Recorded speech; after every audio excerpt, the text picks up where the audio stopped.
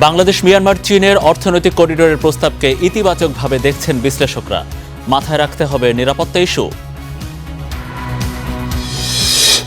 বাংলাদেশ ও চীন যৌথভাবে কাজ করতে একমত। শি জিনপিং তারেক রহমান বৈঠক, ঢাকা বেইজিং 17টি সমঝোতা স্মারক সই। বেনজিরকে ফেরত পাঠাতে চিঠির জবাব দেয়নি আরব আমিরাত, জানালেন স্বরাষ্ট্রমন্ত্রী। আইনশৃঙ্খলা রক্ষায় ব্যর্থ সরকার, অভিযোগ জামাত ইসলামের। জিজ্ঞেস করলে আমি বলতে পারি না আমার বাবার কি হয়েছে। আমি সেই ছোট্টবেলা থেকে বাবার একটা ছবি নিয়েই হাঁটি আর জানি এটা আমার বাবা। প্রিয়জনকে ফিরে পাওয়ার আকুতি গুমের শিকার পরিবারগুলোর ভাতা দেওয়ার পরিকল্পনা সরকারের।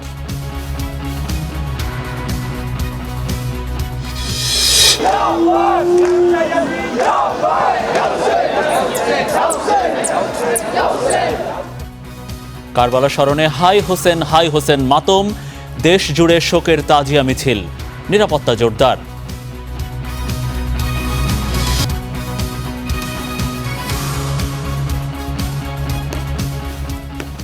দর্শক, আপনাদের সবাইকে শুভেচ্ছা এবং আমন্ত্রণ স্টার নিউজ প্রাইমে।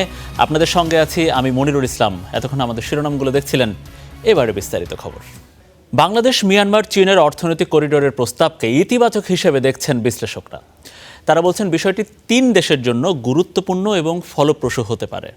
এছাড়া শুরুতেই মালয়েশিয়া ও চীন সফরের মধ্যে দিয়ে অতীতের ভারত নির্ভর কূটনীতির শৃঙ্খল ভেঙেছে বিএনপি সরকার, এমন মন্তব্য বিশ্লেষকদের। প্রধানমন্ত্রী তারেক রহমানের প্রথম রাষ্ট্রীয় সফরে চীনের সঙ্গে একাধিক সমঝোতা স্মারক সই হয়েছে। তবে সফরের শেষ দিন শি জিনপিংয়ের সাথে তারেক রহমানের বৈঠকে মিয়ানমার হয়ে চীন পর্যন্ত ইকোনমিক করিডোরের প্রস্তাব এসেছে চীনের পক্ষ থেকে। করিডোরের বিষয়ে বেইজিংয়ের এমন প্রস্তাবে বাংলাদেশ সম্মত হলে 3 দেশই উপকৃত হবে বলে মনে করেন এই বিশ্লেষক। অর্থনৈতিক করিডোর আমরা বলছি কারণ যে ধরনের অবকাঠামোগুলো এখানে গড়ে উঠবে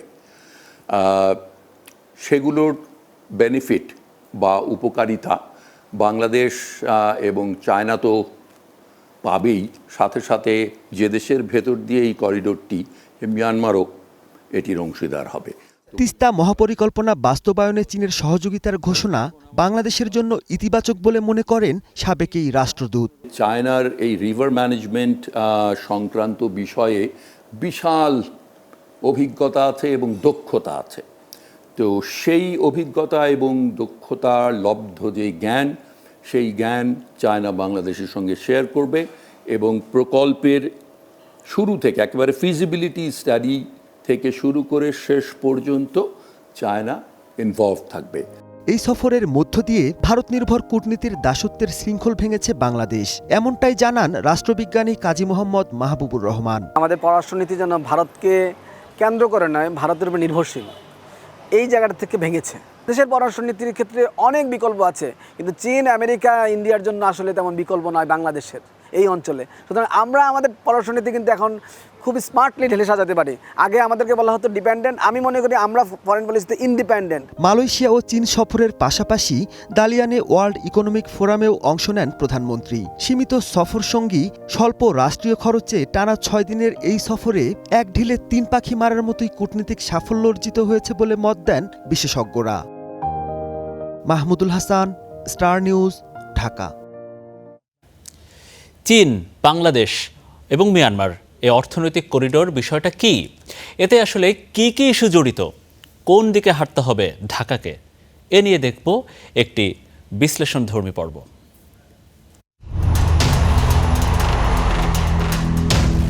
এবার আলোচনায় চীন, মিয়ানমার, বাংলাদেশ অর্থনৈতিক করিডোর। সংবাদ মাধ্যম বলছে বেইজিংয়ে চীনের প্রেসিডেন্ট শি জিনপিং এবং বাংলাদেশের প্রধানমন্ত্রী তারেক রহমানের বৈঠকে 2 দেশ সম্পর্ককে আরও গভীর করার ঘোষণা দিয়েছেন।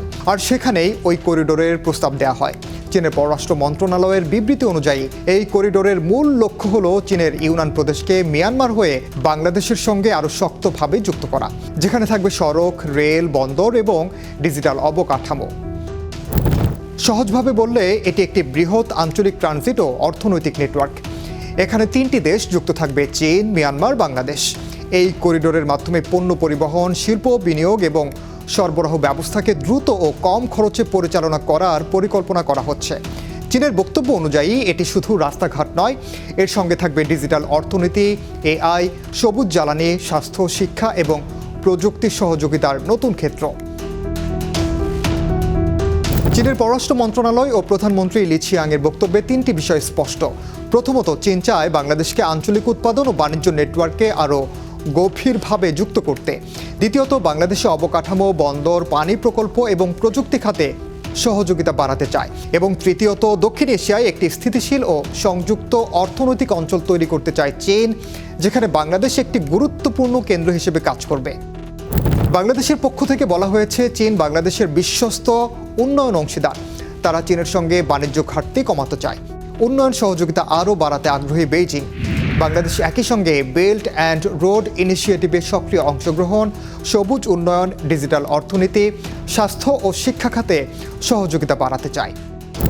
বিশ্লেষকদের মতে, চীন মিয়ানমার বাংলাদেশ অর্থনৈতিক করিডোর বাস্তবায়িত হলে চীন থেকে বাংলাদেশে নতুন বিনিয়োগ, মিয়ানমার হয়ে নতুন বাণিজ্য পথ তৈরি, আঞ্চলিক সংযোগ ও সরবরাহ ব্যবস্থা দ্রুত, বাংলাদেশ একটি ট্রানজিট হাব হিসেবে গুরুত্ব পেতে পারে। তবে একই সঙ্গে কিছু চ্যালেঞ্জও আছে। মিয়ানমারের নিরাপত্তা পরিস্থিতি, প্রকল্পের অর্থনৈতিক স্থায়িত্ব এবং আঞ্চলিক ভূ রাজনীতি এখানে বড় ভূমিকা রাখবে। এর আগে শেখ হাসিনা সরকারের সময়ে বাংলাদেশের ভূখণ্ড ব্যবহার করে ভারতের মূল ভূখণ্ড থেকে উত্তর পূর্বাঞ্চলীয় রাজ্যগুলোর সঙ্গে যোগাযোগ সহজ করার লক্ষ্যে ভারতের সঙ্গে ট্রানজিট ও কানেক্টিভিটি নিয়ে নানা সমঝোতা হলেও প্রতিবারই তা ঘিরে উঠেছে রাজনৈতিক বিতর্ক ও সুবিধা অসুবিধার প্রশ্ন।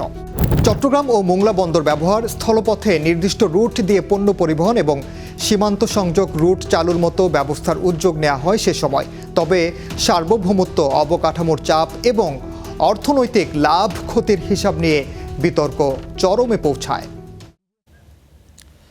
মালয়েশিয়া ও চীন সফর শেষে ঢাকায় প্রধানমন্ত্রী তারেক রহমান শুক্রবার রাত 8:45 রাজধানীর হজরত শাহজালাল আন্তর্জাতিক বিমানবন্দরে অবতরণ করে প্রধানমন্ত্রীকে বহনকারী বিমান।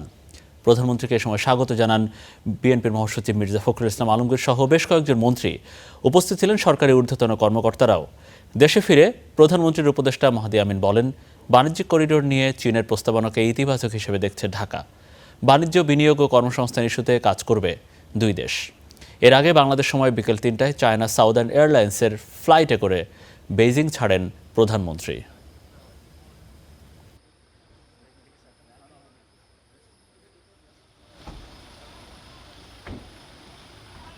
মালয়েশিয়া এবং চীন দুক্ষেত্রেই বাংলাদেশের স্বার্থ সংশ্লিষ্ট প্রতিটি বিষয় নিয়ে মাননীয় প্রধানমন্ত্রী মালয়েশিয়ার রাজা এবং প্রধানমন্ত্রী এবং চীনের প্রিমিয়ার এবং প্রেসিডেন্টের সাথে ডিটেলে আলোচনা করেছেন। বাংলাদেশের স্বার্থ, বাংলাদেশের সার্বভৌমত্ব এবং বাংলাদেশের বিনিয়োগ কীভাবে বৃদ্ধি করা যায়, বাণিজ্যের প্রসার কীভাবে করা যায়, কর্মসংস্থান কীভাবে সৃষ্টি করা যায়, পিপল টু পিপল কানেক্টিভিটি অর্থাৎ শিক্ষা, স্বাস্থ্য, কালচার, মিডিয়া প্রতিটি ক্ষেত্রেই কিন্তু দুই দেশের সাথে বিস্তৃত আলোচনা হয়েছে। শুধু ব্যবসায়িক সম্পর্ক নয়, বরং বাংলাদেশের উন্নয়নে দীর্ঘমেয়াদী বন্ধুত্বের হাত বাড়াতে চায় চীন। প্রধানমন্ত্রী তারেক রহমানের সঙ্গে বৈঠকে দীর্ঘমেয়াদী বন্ধুত্ব অংশীদারিত্বের এই বার্তাই দিয়েছেন চীনা প্রেসিডেন্ট শি জিনপিং। পাশাপাশি রোহিঙ্গা সমস্যা সমাধানে কার্যকর ভূমিকা রাখার আশ্বাসও দিয়েছে বেইজিং। কূটনীতির মঞ্চে সব সফর একরকম নয়। সময়ের গণ্ডি পেরিয়ে কিছু সফর হয়ে ওঠে একটি দেশের আত্মবিশ্বাস, মর্যাদা আর বৈশ্বিক অবস্থান বদলে যাওয়ার প্রতীক। চীনে প্রধানমন্ত্রী তারেক রহমানের 4 দিনের সফর যেন ঠিক তেমনই এক অধ্যায়। সফরের শেষ দিন চীনের প্রেসিডেন্ট শি জিনপিংয়ের সঙ্গে প্রধানমন্ত্রী তারেক রহমানের দ্বিপাক্ষিক বৈঠক। বেইজিংয়ের ঐতিহাসিক গ্রেট হলে পৌঁছালে তাকে অভ্যর্থনা জানান শি জিনপিং। এরপরই একান্তে বৈঠকে বসেন দুই নেতা, যেখানে দুদেশের মধ্যে বাণিজ্য, বিনিয়োগ সম্প্রসারণ, অবকাঠামো উন্নয়ন, প্রযুক্তি সহযোগিতা এবং আঞ্চলিক স্থিতিশীলতা সহ নানা গুরুত্বপূর্ণ বিষয় উঠে আসে আলোচনায়। কর্মসূচিগুলো পরে এই বৈঠক সহ চীন সফরের গুরুত্বপূর্ণ বিষয় নিয়ে গণমাধ্যমের সামনে আসেন প্রধানমন্ত্রীর উপদেষ্টা মাহদি আমিন। মাননীয় প্রধানমন্ত্রী এবং চীনের নেতৃত্বের সম্মতির উপর ভিত্তি করে মোট 17টি মেমোরেন্ডাম অফ আন্ডারস্ট্যান্ডিং বা এমইউ স্বাক্ষরিত হয়েছে। আমরা চাই সেফ ভলান্টারি এবং ডিগনিফাইড ওয়েতে যারা আমাদের দেশে রোহিঙ্গা রয়েছেন ওনারা নিজ দেশে ফেরত যাক। এ বিষয়ে চীন আমাদেরকে কথা দিয়েছে যে আমরা যখন চাই ওনারা মায়ানমারের সাথে আমাদেরকে কোনো ডায়ালগ প্রয়োজন হলে সেখানে ফ্যাসিলিটেট করবে। প্রেসিডেন্ট শি জিনপিংয়ের সাথে মাননীয় প্রধানমন্ত্রী জনাব তারেক রহমানের, এবং সেখানে প্রস্তাবনা এসছে যে কিভাবে বাংলাদেশ থেকে মায়ানমার এবং চীন হয়ে একটি ইকোনমিক করিডর তৈরি করা যায়। এ সময় উপদেষ্টা হুমায়ুন কবির জানান, বাংলাদেশের সঙ্গে দীর্ঘমেয়াদী সহযোগিতা ও অংশীদারিত্বের বার্তাও দিয়েছেন Xi Jinping. China will be a trustworthy friend in the development of Bangladesh. It will be a long-term commitment of the People's Republic of China under the leadership of President Xi Jinping. এর আগে চীনের ঐতিহাসিক তিয়ানআনমেন স্কয়ারে যান প্রধানমন্ত্রী তারেক রহমান, শ্রদ্ধা জানান চীনের শহীদ বিপ্লবীদের প্রতি। পরে গ্রেট হলে বৈঠক করেন চীনের ন্যাশনাল কংগ্রেস পার্টির স্ট্যান্ডিং কমিটির সভাপতি ঝাও লুজির সঙ্গে। সবশেষ চীনা কমিউনিস্ট পার্টির জাদুঘর ঘুরে দেখেন তারেক রহমান। সব মিলিয়ে মালয়েশিয়া ও চীনে 4 দিনের সফর শেষে ঢাকার পথে প্রধানমন্ত্রী তারেক রহমান। বেইজিংয়ের লাল গালিচা, রাষ্ট্রীয় মর্যাদা আর শীর্ষ নেতৃত্বের উষ্ণ আতিথেয়তায় উঠে এসেছে এক নতুন বার্তা। তা হলো বিশ্বমঞ্চে বাংলাদেশ এখন আর কেবল দর্শক নয়, সে নিজেও একজন গুরুত্বপূর্ণ খেলোয়াড়। প্রধানমন্ত্রী তারেক রহমানের এই চীন সফরে বদলে যাওয়া আত্মবিশ্বাসী এমন বাংলাদেশের প্রতিচ্ছবি ফুটে উঠেছে। তিনি যখন চীন সফরে আছেন, বেইজিংয়ের আকাশে যখন উঠছে সমান মর্যাদায় লাল সবুজের পতাকা, হাজার মাইল দূরে কোটি কোটি দেশবাসী দেখছে এমন এক বাংলাদেশ যে মাথা নত করে নয়, বরং চোখে চোখ রেখে কথা বলতে পারে। এই সফর তাই শুধুমাত্র কূটনৈতিক আনুষ্ঠানিকতা নয়, বরং সম্ভাবনা আর আগামীর স্বপ্নের এক নতুন অধ্যায়ের নাম। Zakari Ahmed, Star News, Beijing, China. সাবেক পুলিশ প্রধান বেনজির আহমেদকে ফেরত পাঠানো নিয়ে সংযুক্ত আরব আমিরাত এখনও কোনো উত্তর দেয়নি, জানিয়েছেন স্বরাষ্ট্রমন্ত্রী সালাহউদ্দিন আহমেদ। তবে ওসমান হাদি হত্যায় জড়িতদের ভারত থেকে দ্রুত দেশে ফিরিয়ে আনার ব্যাপারে আশাবাদ জানিয়েছেন তিনি। মাদকদ্রব্যের অপব্যবহার ও অবৈধ পাচার বিরোধী আন্তর্জাতিক দিবসে রাজধানীতে সচেতনতামূলক র্যালি করেছে মাদকদ্রব্য নিয়ন্ত্রণ অধিদপ্তর, যেখানে অংশ নেন বিভিন্ন শিক্ষা প্রতিষ্ঠান, সামাজিক সংগঠন সহ নানা শ্রেণী পেশার মানুষ। পরে রাজধানীর ওসমানী স্মৃতি মিলনায়তনে এই আলোচনার আয়োজন। অংশ নিয়ে স্বরাষ্ট্রমন্ত্রী সালাহউদ্দিন আহমেদ বলেন, মাদক নির্মূলে আইন সংশোধন করে নতুন আইন প্রবর্তন করছে সরকার। মাদক নির্মূলে কর্মকর্তাদের আধুনিক অস্ত্র দেয়া হবে বলেও জানান তিনি। উপযোগী মাদকদ্রব্য নিয়ন্ত্রণ আইনের সংশোধন, তাতে তাদেরকে অস্ত্র দেয়া হবে, আধুনিক অস্ত্র দেয়া হবে, 9mm পিস্তলও দেয়া হবে, অন্যান্য অস্ত্র প্রশিক্ষণ দেয়া হবে, তারা যাতে ফাইট করতে পারে একটা ইন্ডিপেন্ডেন্ট স্বতন্ত্র একটা অর্গান হিসেবে। মামলার সংখ্যা বিবেচনায় আমরা যেখানে প্রয়োজন মনে করব, সরকার মনে করবে, সেখানে ট্রাইব্যুনাল স্থাপন করা হবে। পরে সাংবাদিকদের মুখোমুখি স্বরাষ্ট্রমন্ত্রী জানান, চিঠি দেয়া হলেও বেনজির আহমেদের বিষয়ে এখনো আনুষ্ঠানিক জবাব দেয়নি সংযুক্ত আরব আমিরাত। আমরা এখনো ইউএই গভর্নমেন্টের রিপ্লাইয়ের জন্য অপেক্ষা করছি। তার সর্বশেষ অবস্থান সম্পর্কে আমরা যতটুকু জানি ফেডারেল পুলিশের কাছেই আছে, তাদের হেফাজতেই আছে, অন্য কোনো সংবাদ আমরা জানি। ওসমান হাদির হত্যাকারীদেরও দেশে ফিরিয়ে আনতে সরকার তৎপরতা চালাচ্ছে বলেও জানান স্বরাষ্ট্রমন্ত্রী। আমরা আমাদের পররাষ্ট্র মন্ত্রণালয়ের মাধ্যমে ভারত সরকারের কাছে তাদেরকে ফেরত পাওয়ার জন্য, রিপেট্রিয়েট করার জন্য এক্সট্রাডিশন চুক্তি মোতাবেক প্রয়োজনীয় কাগজপত্র এবং ওয়ারেন্ট সহকারে আমাদের কাগজপত্র তখনই পাঠিয়েছি। আমরা অপেক্ষা করছি। পুশিন ইস্যুতে স্বরাষ্ট্রমন্ত্রী জানান, পররাষ্ট্র মন্ত্রণালয়ের মাধ্যমে ভারতের কাছে অবৈধ নাগরিকদের তালিকা চেয়েছে বাংলাদেশ, সেই অনুযায়ী ব্যবস্থা নেবে ঢাকা। নিবিড় সাহা, স্টার নিউজ, ঢাকা। দেশের আইনশৃঙ্খলা রক্ষায় ব্যর্থ সরকার এমন অভিযোগ করে জামায়াতের আমির বলেছেন, সরকারের উপর সাধারণ মানুষ হতাশ এবং ক্ষুব্ধ। নতুন বাংলাদেশ বিনির্মাণে গণভোটের রায় বাস্তবায়ন ও রাষ্ট্র সংস্কার অনিবার্য বলে মন্তব্য করেছেন তিনি। তাই জনদাবি আদায়ে প্রয়োজনে গণপ্রতিরোধ গড়ে তোলার হুঁশিয়ারি দিয়েছেন জামায়াতের আমির। রাজধানীর আলফালা মিলনায়তনে জামাত ইসলামের কেন্দ্রীয় মজলিসে শুরার বৈঠক। দিনব্যাপী এই বৈঠকের উদ্বোধনী সেশনে বক্তব্য রাখেন দলটির আমির ও সংসদের বিরোধী দলীয় নেতা শফিকুর রহমান।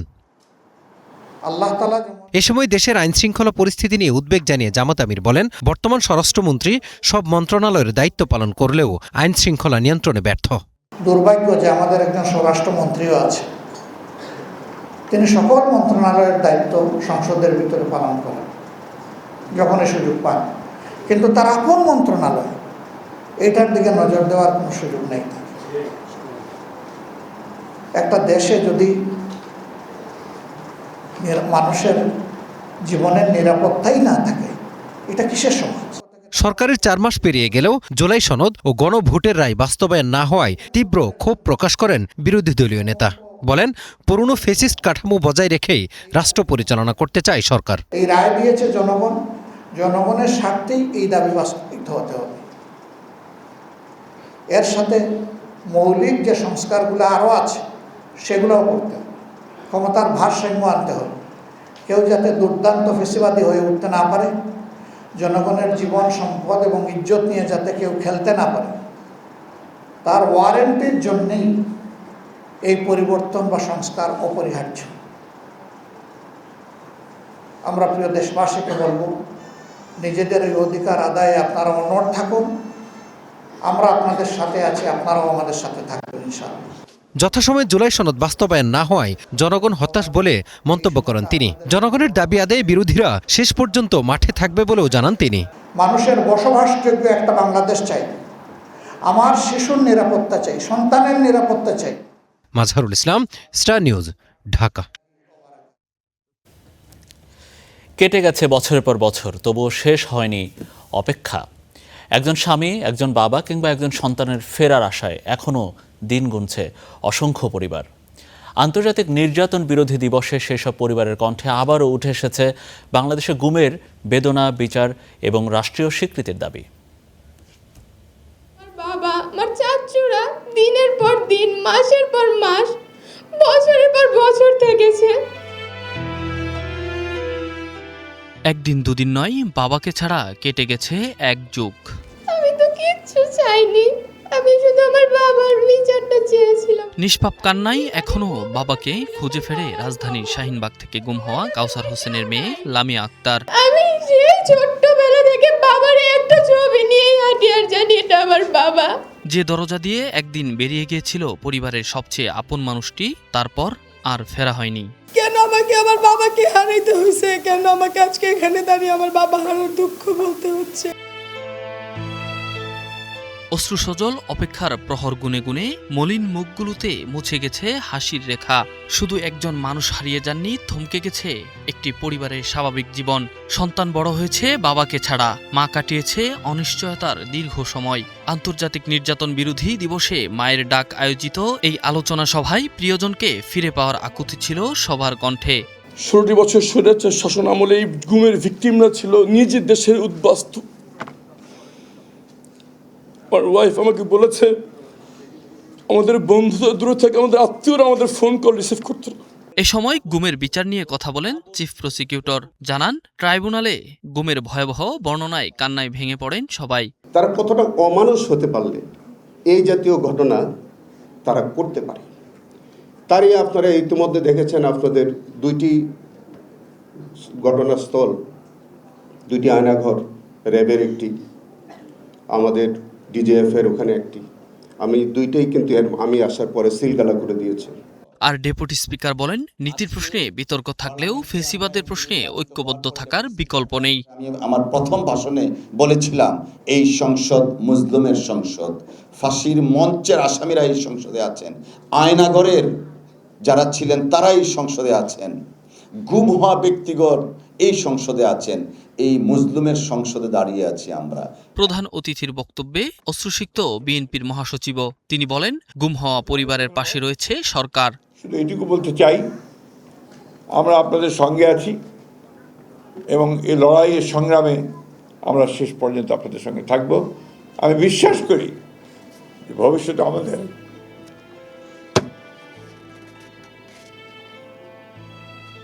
আর এই কষ্টের শিকার হতে হবে না। এই অনুষ্ঠান থেকে গুমে জড়িতদের দ্রুত আইনের আওতায় আনার দাবি জানান মানবাধিকার কর্মীরা। ভবিষ্যতে একটা সুন্দর বাংলাদেশ যে প্রত্যাশা করছি আমরা। Enamul Haque, star News, Dhaka. সরকারের সরবরাহ করা ভিয়েতনামি নারকেল গাছ এখন কৃষকের গলার কাটা। বাংলাদেশ কৃষি উন্নয়ন কর্পোরেশন বিএডিসির সবশেষ গবেষণা বলছে এখানে ফল ধরেছে মাত্র 3% গাছে। সারা দেশে এমন গাছ লাগানো হয়েছে 10 লাখেরও বেশি। আর তাই এই গাছ এখন কেটে ফেলতে কৃষি মন্ত্রণালয়কে চিঠি পাঠানো হয়েছে। বিজ্ঞানীরা বলছেন পরিবেশ ও ভূগর্ভস্থ পানির জন্য এই গাছ নীরব ঘাতক। আমাদের বিশেষ প্রতিনিধি ফয়জুল্লাহ সিদ্দিকের রিপোর্ট।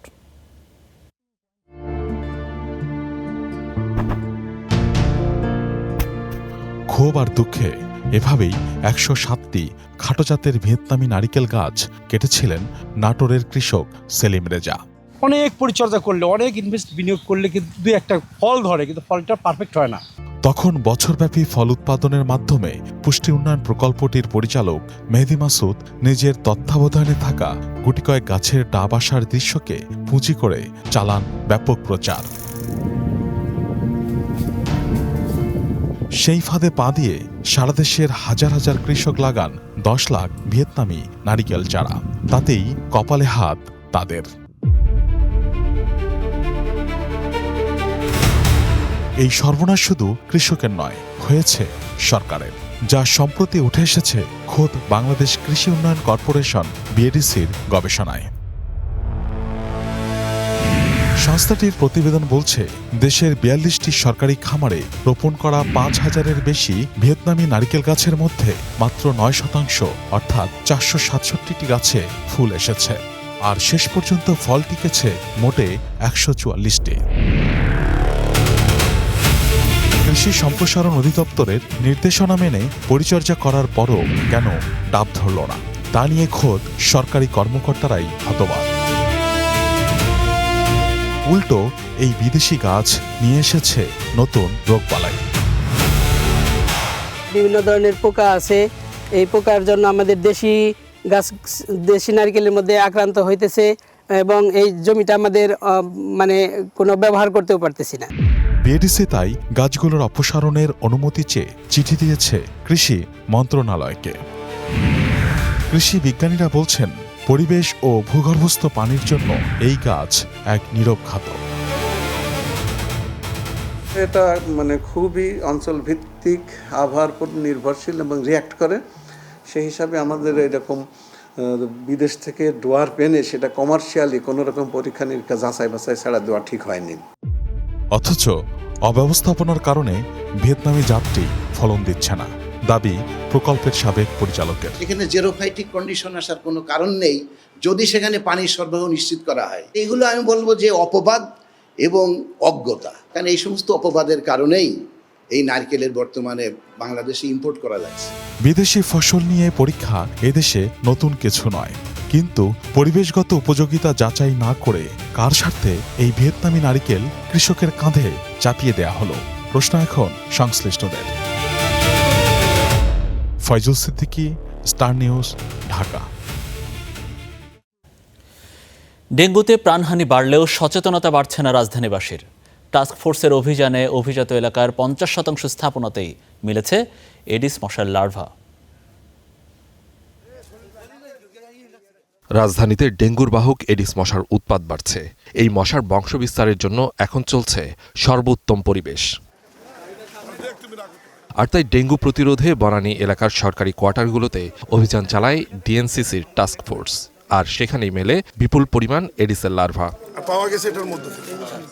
এই বনানী এলাকায় আপনারা জানেন যে এখানে সরকারি কোয়ার্টার রয়েছে অনেকগুলো। আমরা আজকে পিডব্লিউডি, ট্যাক্সেশন এবং রাজুকের কোয়ার্টারগুলোতে অভিযান চালিয়েছি এবং আমরা কিছু কিছু এলাকায় বেশ ভালো সংখ্যায় লার্ভা পেয়েছি। এছাড়া কনস্ট্রাকশন সাইডের মধ্যেও আমরা যে একটা কনস্ট্রাকশন সাইডে গিয়েছি সেখানেও লার্ভা পাওয়া গেছে। অভিযানে বারবার উঠে আসে অবহেলার চিত্র, বিশেষ করে নির্মাণাধীন ভবনগুলো যেন এডিসের প্রজনন ক্ষেত্রে পরিণত হয়েছে। এই লার্ভাগুলা 1-2 দিনের মধ্যেই উড়ে আমাদের মানুষদেরকে কামড়ায় এবং মানুষরা এবং হ্যাঁ শুধু মানুষের রক্তই খায় এডিস মশা, ওনারা মানুষের রক্তই মানে খোঁজে। সেজন্য আমাদের লার্ভাগুলাকে আগে ধ্বংস করতে হবে, লার্ভার উৎপত্তি স্থলগুলোকে ধ্বংস করতে হবে। টাস্কফোর্সের গত 3 দিনের অভিযানে প্রায় 50% স্থাপনাতেই লার্ভা পাওয়া গেছে। যেখানেই লার্ভা মিলছে সেখানেই করা হচ্ছে জরিমানা। একই সাথে বিতরণ করা হচ্ছে সচেতনতামূলক লিফলেট ও স্টিকার। আমাদের উদ্দেশ্য জরিমানা বা কাউকে সাজা দেওয়া না। আমরা যে সরকারি স্টাফ কোয়ার্টারগুলোতে যাচ্ছি সেখানে আমরা কার জরিমানা করব? সেখানে তো অলাভজনক প্রতিষ্ঠান, তারা তো ওখানে 1000 মানুষ থাকে, তাদের তো। আর আমরা যে প্রতিষ্ঠানগুলোর জরিমানা করছি এগুলো হচ্ছে লাভজনক প্রতিষ্ঠান। একটা আন্ডার কনস্ট্রাকশন প্রতিষ্ঠান থেকে উনি কোটি কোটি টাকা ইনকাম করবেন, এখানে আয়ের উৎস রয়েছে তার, কিন্তু উনি তার জায়গাটা ঠিক রাখবেন না এবং সেখান থেকে আশেপাশে উনি লার্ভা সরাবে এবং ডেঙ্গু মশা বা অ্যাডিস মশা সরাবেন। আমরা তাদেরকে নোটিশ করেছি, ডেকে বলেছি।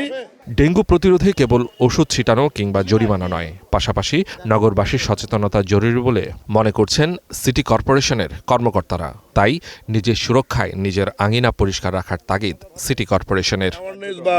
প্রতিরোধমূলক বা সচেতনতা ব্যবস্থা করে। Suman Mahmud, star News, Dhaka. সিলেটের শাহজালাল মাজারের দানের টাকায় স্বচ্ছতা আনতে কমিটি গঠন করা হয়েছে বলে জানিয়েছেন শিল্প ও বাণিজ্য মন্ত্রী খন্দকার আব্দুল মুক্তাদির। সকালে সিলেট সার্কিট হাউসে প্রশাসন ও মাজার কর্তৃপক্ষের সাথে সভা শেষে একথা জানান মন্ত্রী। আগামী 1 মাসের মধ্যে এই কমিটি ভবিষ্যৎ কর্মপন্থা নির্ধারণ করবে বলেও জানানো হয়। এ সময় মন্ত্রী আরও বলেন, পুরো প্রক্রিয়ায় স্বচ্ছতা বজায় রাখাই মূল লক্ষ্য। আপাতত কমিটির নিয়ম অনুযায়ী দানের টাকা গণনা করে ব্যাংকে হিসাবে জমা রাখা হবে। আগামী দিনে কিভাবে সামগ্রিক ব্যবস্থাপনাটা একটা স্বচ্ছ প্রক্রিয়ায় সম্পন্ন হবে সেটা ঠিক করার জন্যই আজকে আমরা একটা কমিটি করে দিলাম, একটা কাঠামো করলাম। ইনশাল্লাহ আগামী 1 মাসের মধ্যেই এই কমিটি তার কাজ সম্পন্ন করবেন। যেভাবে বাক্সে টাকা আসে সেইভাবে টাকা আসবে। বাক্স ভর্তি হলে এই কমিটির তত্ত্বাবধানে সেই টাকা গুনা হবে এবং সেই টাকা জেলা প্রশাসক মেনটেন করবেন একটি নির্দিষ্ট অ্যাকাউন্ট, শুধু সেই অ্যাকাউন্টে এই টাকাটাই থাকবে, সেই টাকা জমা হবে।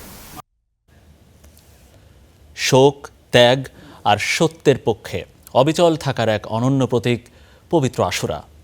কারবালার সেই হৃদয় বিদারক ঘটনা স্মরণে রাজধানীতে বের হয় তাজিয়া মিছিল। আহ্বান জানানো হয় মানবতার পক্ষে ঐক্য গড়ার।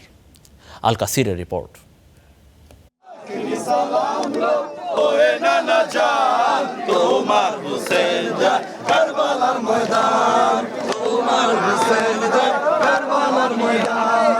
শোকের এই ধ্বনি ছুঁয়ে যায় পুরান ঢাকার আকাশ।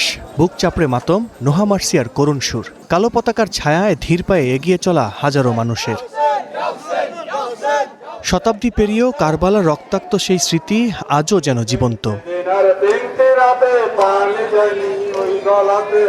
কারো হাতে আলাম, কারো কাঁধে সুসজ্জিত তাজিয়া। মিছিলের প্রতিটি পদক্ষেপে স্মরণ করা হয় 680 খ্রিস্টাব্দের কারবালার প্রান্তরের কথা, যেখানে সত্য ন্যায় প্রতিষ্ঠায় জীবন উৎসর্গ করেছিলেন মহানবী হজরত মুহাম্মদ সাল্লাল্লাহু আলাইহি সাল্লামের দৌহিত্র ইমাম হুসাইন রাদিয়াল্লাহু তাআলা আনহু এবং তার সঙ্গীরা। ইমাম হুসাইনের আজাদার কুল কায়নাতে তারা যারা আমার রসুলকে ভালোবাসে, যারা আজাদার আমরা আছি, সবার হৃদয়ে এখন পর্যন্ত ইমাম হোসেন জিন্দা আছে। অন্যায়ের সাথে উনি বায়াত করেননি, আমরা অন্যায়ের পক্ষ নেব না। এই তাজিয়া মিছিল শুধু একটি ধর্মীয় আচার নয়, শোক, শ্রদ্ধা আর আত্মত্যাগের প্রতীক।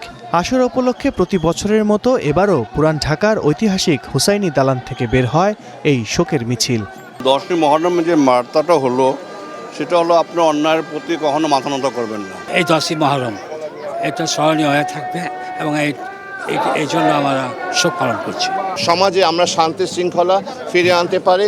ইসলামের এই আশুরার মিছিল থেকে, আশুরার দিন থেকে আমরা এই শিক্ষাটাই নিতে পারি।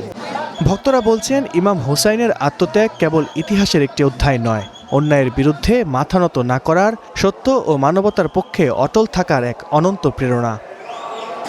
হিংসা বিবাদ নয়, পৃথিবীতে নেমে আসুক শান্তি।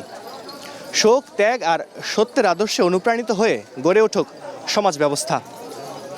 আশুরার এই দিনে এমনটাই প্রত্যাশা লাখো হুসাইন প্রেমী, লাখো নবী ভক্তের। আল কাসির, স্টার নিউজ, ঢাকা। চট্টগ্রামে আলাদা স্থানে নির্মাণাধীন সেপটিক ট্যাঙ্কে নেমে 4 যুবকের মৃত্যু হয়েছে। পরিবারের উপার্জনক্ষম ব্যক্তিকে হারিয়ে দিশেহারা হয়ে পড়েছেন স্বজনরা। দাবি জানিয়েছেন সরকারি সহায়তার।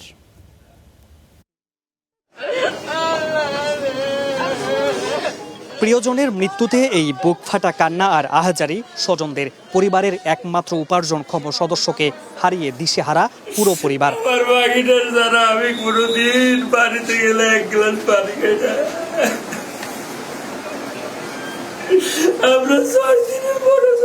শুক্রবার দুপুরে নগরীর আগ্রাবাদের ধনিয়ালা পাড়ার লাকি ম্যানশন এলাকায় সেপটিক ট্যাঙ্ক পরিষ্কার করতে গিয়ে বিষাক্ত গ্যাসে ঘটনাস্থলেই মারা যান 22 বছর বয়সী সাকিব। পরে তাকে উদ্ধার করতে নিচে নামেন সহকর্মী হৃদয়। তিনিও বিষাক্ত গ্যাসে আক্রান্ত হন। গুরুতর অবস্থায় তাকে চট্টগ্রাম মেডিকেল কলেজ হাসপাতালে নেওয়া হলে মৃত ঘোষণা করা হয় তাকেও। আমার ওষুধ দিয়ে টানি বার করছে ওর মানে যেতেজন আমি শুধু সিঁড়ির থেকে নিয়ে পানি পাড়া দিবার আগে তার অবস্থা খারাপ হয়ে যায়। ভিতরে নামা থাক দূরের কথা, উপরেতে মানে নিচের দিকে হাউজের দিকে নিলে নিঃশ্বাসটা বন্ধ হয়ে আসে, মাথা অতিরিক্ত ঘুরে আসে, এরকম মানে গ্যাস ওইখানে জমছে। খবর পেয়ে নিহতের স্বজনরা ছুটে আসেন চট্টগ্রাম মেডিকেলে। জলজ্যান্ত 2 যুবকের এমন মর্মান্তিক মৃত্যুতে শোকে স্তব্ধ পরিবার ও স্বজনরা। আমি কিছু জানি না গো, আমার কলিজাটা গো। আমার সাথে কালকে পরশু কথা হয়েছিল যে কাকা আমি ওখানে আছি, আপনি আসি আমার লগে দেখা করুন, আমি আবার ফাঁসে আছি। আজকে বিকেলবেলা খবরটা শুনছি। নিহত সাকিব ও হৃদয়ের বাড়ি নোয়াখালীতে। নির্মাণাধীন ভবনটির তত্ত্বাবধায়কের দায়িত্বে থাকা প্রকৌশলী মমিনুল ইসলামের দাবি, ঘটনাস্থলে উপস্থিত ছিলেন না তিনি। পরে বিষয়টি জানতে পেরে পুলিশ ও ফায়ার সার্ভিসকে খবর দেন তিনি। জুমার পরের ঘটনা, ফোন করছে, বলছে পানির ট্যাঙ্কিতে পড়ে গেছে, এইটুকুই জানি। আমি পুলিশ সহায়তা নিছি, ফায়ার সার্ভিস সহায়তা নিছি। এদিকে প্রায় একই সময়ে রাউজানের নোয়াপাড়া এলাকায় নির্মাণাধীন ভবনের সেপটিক ট্যাঙ্কে কাজ করতে নেমে প্রাণ হারান আরও 2 নির্মাণ শ্রমিক। নিহতরা হলেন রাউজানের কচুখাইন এলাকার প্রদীপ দাস এবং বোয়ালখালীর কদুরখিল এলাকার সমীরণ দাস। সম্পর্কে তারা শালাদুলা ভাই। মামুনুর রশিদ, অভি, স্টার নিউজ, চট্টগ্রাম। এক সকালে কাজে বেরিয়েছিলেন 18 বছরের তরুণ জুনায়েদ ইসলাম সিফাত। কয়েক ঘন্টা পর বাড়ি ফিরে দেখলেন যে ঘরে ছিল মায়ের স্নেহ, 3 বোনের হাসি আর বেঁচে থাকার স্বপ্ন। সেই ঘর রক্তাক্ত। কয়েক ঘন্টার ব্যবধানে আপনজনকে হারিয়ে নিঃস্ব হয়ে গেছেন এই তরুণ। মা, 3 বোনকে হারানোর পর পরিবারে আর কেউ রইল না তার। নিমিষেই চিরতরে বদলে গেছে 18 বছর বয়সী জুনায়েদ ইসলাম সিফাতের জীবন। প্রতিদিনের মতো বৃহস্পতিবার সকালে জীবিকার তাগিদে কাজে বেরিয়েছিলেন তিনি। তখনও জানতেন না কয়েক ঘন্টা পর ফিরে তাকে দেখতে হবে জীবনের সবচেয়ে ভয়াবহ দৃশ্য। যে ঘর একসময় মুখর থাকত মায়ের ডাক, বোনদের হাসি আর ছোট ছোট স্বপ্নে, সেখানে আজ শুধুই নীরবতা, কান্না। কয়েক ঘন্টার ব্যবধানে আপনজনকে হারিয়ে নিঃস্ব হয়ে গেছেন এই তরুণ। আমরা বাজি তা করে যদি আমরা আহত অবস্থায় পাইতাম, রায়পুর মানুষের এমন আন্তরিকতা আছে, তা করে আমরা চেষ্টা করি বাঁচাইতাম। কষ্ট লাগে যে আমার ভিতরটা দেখাচ্ছে, আমার কলজারা কলজা গেছে, কষ্ট লাগে না। এই পরিবারের সংগ্রামের ইতিহাসও কম বেদনাদায়ক নয়। 2019 সালে বিদ্যুৎস্পৃষ্ট হয়ে মারা যান পরিবারের একমাত্র উপার্জনক্ষম ব্যক্তি বাবা কামাল হোসেন। স্বামীর মৃত্যুর পর 4 সন্তানকে নিয়ে জীবন যুদ্ধ শুরু করেন শাহিনুর বেগম। এরপর শুরু ঘুরে দাঁড়ানোর লড়াই। কিন্তু সেই স্বপ্নও শেষ হয়ে যায় কয়েক মিনিটের নির্মমতায়। মা ও বোনদের হারিয়ে দিশেহারা তিনি। 4টি প্রাণ ঝরে যাওয়ার ঘটনায় পুরো এলাকায় নেমে এসেছে শোকের ছায়া। সিফাতের এক প্রতিবেশী আমার একদিনকে আসি বললো যে আসলে এত অর্থের অভাবে বলাকে ওইভাবে চালিয়ে পাচ্ছে না, আপনার দোকানে রাখেন। আমি এক কথাতে রাজি হয়ে গেছি। যেহেতু আমরা এলাকাবাসী, তাদের পরিবার সম্পর্কে আমরা জানি। বৃহস্পতিবার দুপুরে লক্ষ্মীপুরের রায়পুরায় কুপিয়ে হত্যা করা হয় মা ও 3 মেয়েকে। এরপর গণপিটুনিতে প্রাণ হারান অভিযুক্ত যুবক। Desk report, star news. সড়ক শৃঙ্খলা ও সচেতনতায় কার্টুনের ফ্রেমে ইতিবাচক বার্তা ছড়াতে রাইড শেয়ারিং প্ল্যাটফর্ম পাঠাও আয়োজন করেছে সেফ থাকি সেফ রাখি কার্টুন প্রতিযোগিতা। সেরা 70টিরও বেশি সৃজনশীল কার্টুন নিয়ে শুক্রবার রাজধানীর দৃক গ্যালারিতে শুরু হয়েছে 2 দিনব্যাপী প্রদর্শনী। এতে তুলে ধরা হয় হেলমেট ব্যবহার, ট্রাফিক সিগন্যাল মেনে চলা ও যানবাহনের ফিটনেসের মতো যাতায়াতের গুরুত্বপূর্ণ অভ্যাসগুলো। প্রদর্শনীতে পুরস্কৃত করা হয় সেরা 6 জনকে। এ সময় প্রখ্যাত কার্টুনিস্ট আহসান হাবিব বলেন, কার্টুনের এই সৃজনশীল গল্পগুলো মানুষকে নিরাপদ যাতায়াত নিয়ে নতুন করে ভাবতে শেখাবে। এছাড়া অনুষ্ঠানে উপস্থিত ছিলেন পাঠাওয়ের সিইও ফাহিম আহমেদ, কার্টুনিস্ট মোর্শেদ মিশু ও রাশাদ ইমাম তন্ময় সহ অনেকে। আমাদের গ্রাহকদের লক্ষ কোটি মানুষদেরকে অ্যামাজন জার্নালিস্ট রোজুর আছে এবং প্রত্যেকের সেন্স গুরুত্বপূর্ণ বিষয় যেটা যে চীনের রাজধানী বেইজিংয়ে একটি ছোট বিমান শহরের সর্বোচ্চ ভবন 109 তলায় CITIC টাওয়ার বা চায়না জুনে আঘাত এনেছে বলে প্রাথমিকভাবে জানা গেছে। সামাজিক যোগাযোগ মাধ্যমে ছড়িয়ে পড়া ভিডিওতে ভবন থেকে ধ্বংসাবশেষ পড়ে যেতে এবং বিমানের একটি অংশ নিচে পড়ে থাকতে দেখা গেছে। এ ঘটনার পর ভবনটি থেকে সবাইকে নিরাপদে সরিয়ে নেওয়া হয় এবং ঘটনাস্থলে মোতায়েন করা হয় দমকল, পুলিশ ও অ্যাম্বুলেন্স। কর্তৃপক্ষ এখনও এ বিষয়ে আনুষ্ঠানিকভাবে বিস্তারিত জানায়নি। এদিকে অনলাইনে প্রকাশিত তথ্য অনুযায়ী বিমানটি একটি স্থানীয় প্রতিষ্ঠানের মালিকানাধীন হালকা স্পোর্টস এয়ারক্রাফট হতে পারে বলে ধারণা করা হচ্ছে।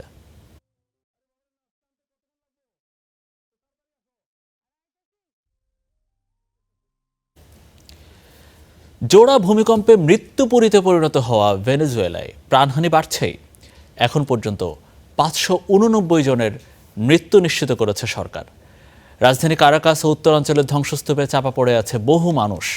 বিধ্বস্ত ভবনগুলোর নিচে আটকে থাকা জীবিতদের উদ্ধারে সর্বোচ্চ চেষ্টা করা হচ্ছে। ভেনেজুয়েলার ইতিহাসে অন্যতম ভয়াবহ ভূমিকম্পে পুরো কারাকাস অঞ্চলে এখন শুধুই স্বজন হারানোর আর্তনাদ। 7.2 মাত্রার প্রথম ধাক্কা সামলে ওঠার আগেই ফের আধা মিনিটের ব্যবধানে আরও শক্তিশালী 7.5 মাত্রার কম্পনে মুহূর্তেই ধুলোয় মিশে যায় শত শত বহুতল ভবন। সন্ধ্যা 6টার দিকে আমি খুব বিকট শব্দ শুনতে পাই। হঠাৎ সবকিছু এক পাশ থেকে অন্য পাশে দুলতে শুরু করে। এটি অত্যন্ত তীব্র এক ঝাঁকুনি ছিল। আমরা এর আগে কখনো এমন পরিস্থিতির মুখোমুখি হইনি। হতাহতের সংখ্যা বেড়ে চলেছে ক্রমেই। নিখোঁজ রয়েছেন অনেকেই। প্রাণে বাঁচতে কারাকাসের বাসিন্দা ও প্রতিবেশীরা ঘর ছেড়ে ঠাঁই নিয়েছেন খোলা আকাশের নিচে, পার্ক ও রাস্তায়।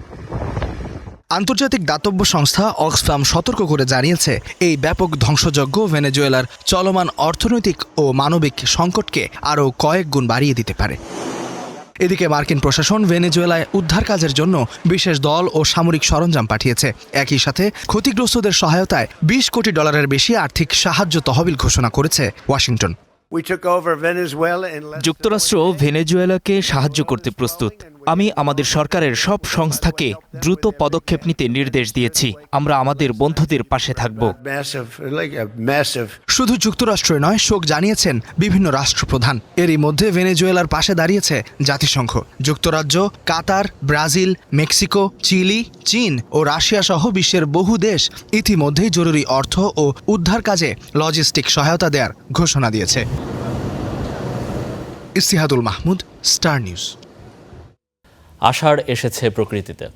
বৃষ্টির অঝোর ধারায় ধুলোমাখা স্মৃতি ধুয়ে নিচ্ছে প্রকৃতি। ফলের সমারোহে ভরে উঠেছে গাছের শাখা প্রশাখা, আর সেই ফলের উৎসবে বরিশালে বরণ করা হলো ঋতুরানী বর্ষাকে। অঝোর ধারায় ঝরছে আকাশের জল, প্রতিটি ফোঁটায় ধুয়ে যাচ্ছে ধুলোমাখা প্রকৃতি। গাছের পাতায়, নদীর জলে, মানুষের উচ্ছ্বাসে চারদিকে যেন বর্ষারই একচ্ছত্র আধিপত্য। বৃষ্টিকে আপন করে নিয়েছে পাখিরাও। এক পশলা বৃষ্টিতে ভিজে প্রকৃতির সঙ্গে একাকার হয়ে উঠেছে মানুষের মন। প্রকৃতি যেন নিজের ক্যানভাস আঁকছে জল রঙে। প্রকৃতি সাজানোর পাশাপাশি বর্ষায় গাছপালা ভরে ওঠে ফুলে ফলে। বর্ষার বন্দনায় বরিশাল বিএম কলেজে ফলের উৎসব। 35 বছরের ধারাবাহিকতায় সাংস্কৃতিক সংগঠন উত্তরণের বর্ষাবরণ উৎসবে অংশ নেন প্রতিষ্ঠানটির শিক্ষার্থীরা। উৎসবকে পূর্ণ করেছে সঙ্গীত, আবৃত্তি আর নৃত্যের মূর্ছনা। আমাদের বর্তমানে দেশি ফলের যে একটা বিস্তার, সেটা কিন্তু আস্তে আস্তে কমে আসছে।